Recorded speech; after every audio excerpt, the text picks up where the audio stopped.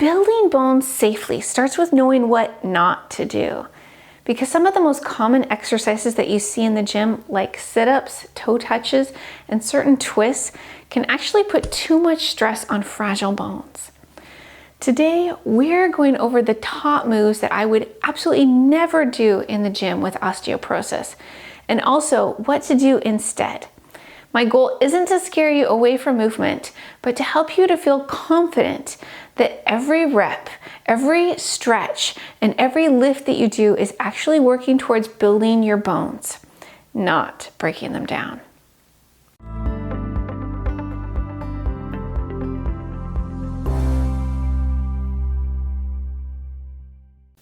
Hi, I'm Sarah. I'm a BoneFit fitness instructor, a 500-hour trained yoga teacher with additional training that's specific to osteoporosis, and I'm a nutritional health coach through the Institute for Integrative Nutrition.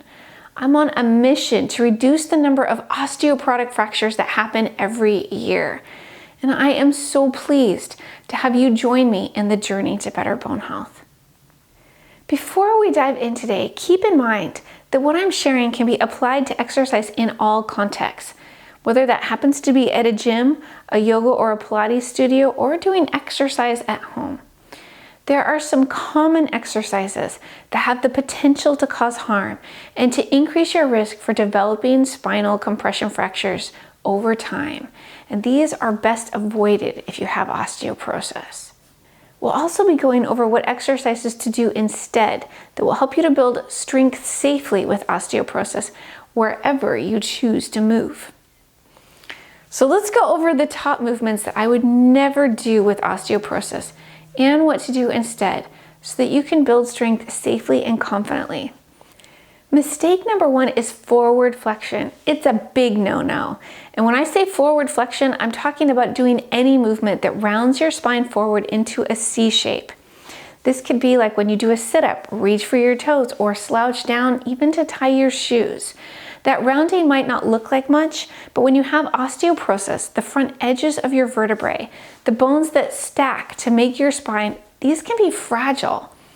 Every time that you curl forward, you're putting extra pressure right there on that edge.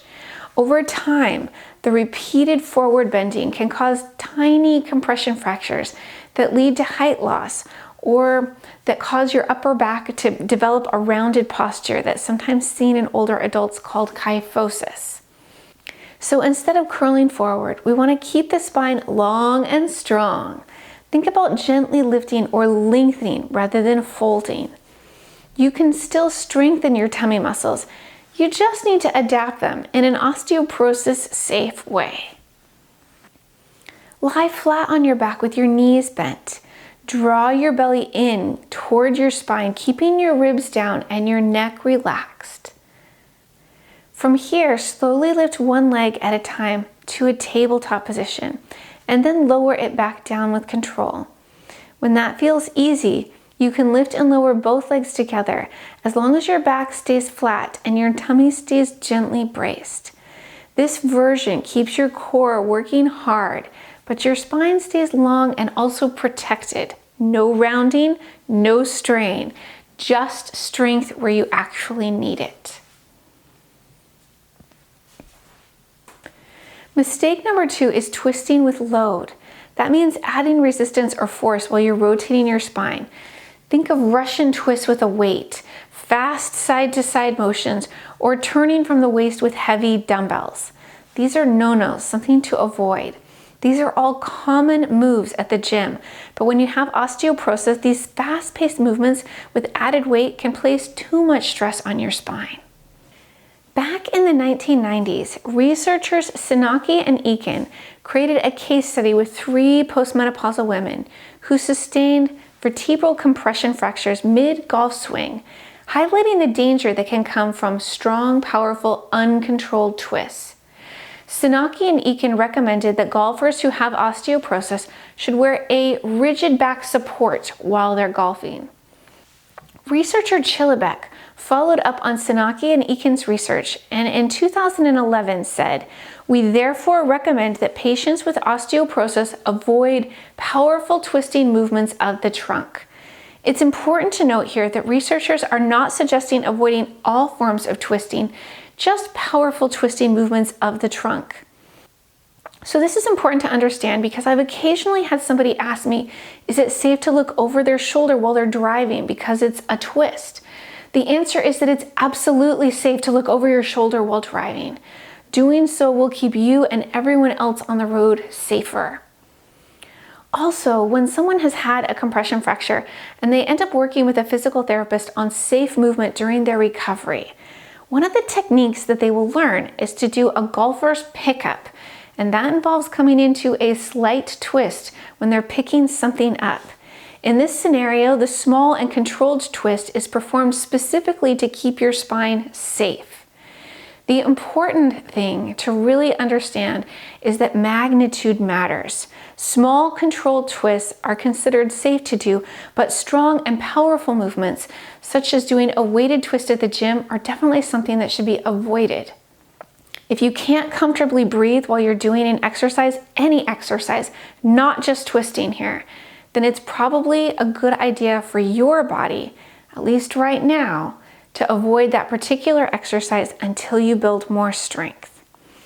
So this brings us back to today's main focus, which is building bone safely by training smarter. We want to strengthen the spine in ways that build stability, not strain. So here's a great alternative to the strong, powerful twisting that you're doing at the gym. And that's to stand and pull a resistance band apart. Hold your resistance band in front of your chest with your elbows soft and your spine tall. As you exhale, gently pull your band apart, squeezing your shoulder blades together and keeping your ribs down.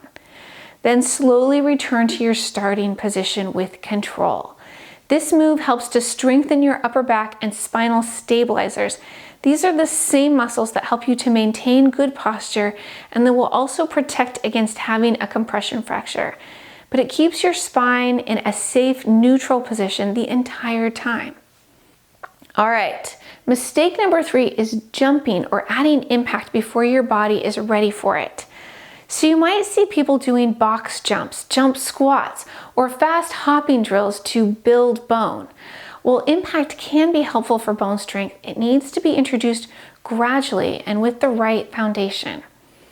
So when someone with osteoporosis starts high impact exercises too quickly, especially without having core or hip stability, then that force travels straight through their spine and hips, where bones are already fragile. And that's where we tend to see injuries, not an improvement. So in all likelihood, you've heard of the Lift More study. The Lift More study has had so much positive press time because of its really positive results in a relatively short period of time. We're talking about improvements in bone density that happened during months rather than years. Anyway, the study put postmenopausal women with low bone mass in a supervised high-intensity resistance impact program that included jumps, and they found improvements in bone mineral density at both the hip and the spine. But the details matter. The study participants were rigorously screened, and they included only healthy women with no recent fractures who had good mobility, and they did this program under tight supervision. So let's be clear. Just because jumping can help doesn't mean that it's something that's safe for everyone with osteoporosis to do, especially right away. If you've had a recent fracture, you have serious balance issues, or if you have hip or knee pain, or if you've never done jumping or heavy resistance training before, this is not the right time to jump into full impact drills. Gradually over time, you can work on building strength and work your way into doing them, but this is a process. It can be so easy to be motivated and want to get going full steam ahead. We want to make all the progress and we want to do it right now, today, maybe tomorrow.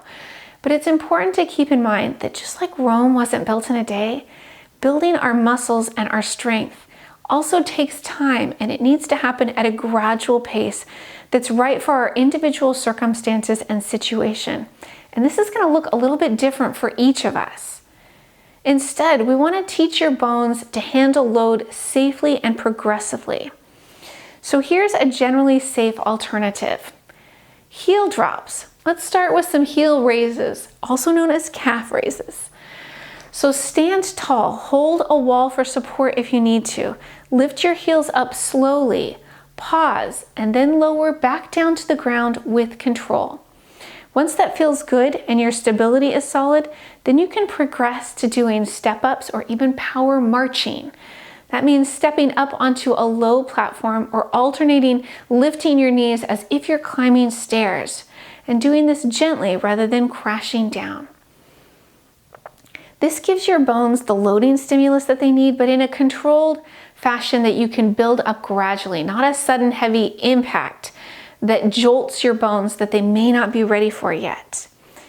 So if you've seen video clips of exercises from the Lift More study and wondered, can I do those jumps? Here's how to know. High impact training can be safe and effective for the right person in the right setting. It's appropriate if you've been cleared by your healthcare provider, you have no recent or healing fractures, and your balance and your posture are rock solid. It should be supervised by a qualified fitness professional, ideally someone with osteoporosis-specific training. So if you're still rebuilding strength, recovering from a fracture, or you have pain in your knees, hips, or your spine, skip the jumps for right now. Stick with doing heel drops, step-ups, and progressive resistance work. These moves are proven to strengthen bones safely, and they'll prepare your body for higher impact work later on if that's something that becomes right for you. Maybe it will and maybe it won't.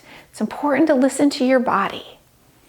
So before we wrap up, I want to leave you with one quick bonus tip, because this part can make or break your results. Even the safest exercise can become risky if your form slips. So the way that you move matters just as much as what you do. Keep your spine long and strong. Move slowly with control and breathe through every repetition. Good form isn't about perfection, it's about protection. Keep protection at the forefront of your thoughts. When you focus on your alignment first, then you turn every exercise that you do into a signal for your bones to grow stronger. So there you have it, the top 3 mistakes to avoid when exercising for osteoporosis. Avoid forward flexion, twisting with load, and jumping before you're ready.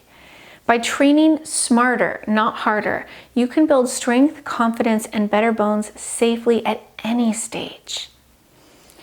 If you found this video helpful, please share it with someone that you know and love.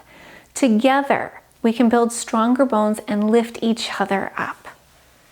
If you'd like more guidance and direct support, I'd love for you to join me inside the Bone Builder community membership, where I teach safe, effective exercise designed specifically for building stronger bones and better balance. You can click here or in the link in the video description to learn more. And on that note, I look forward to seeing you in the next video.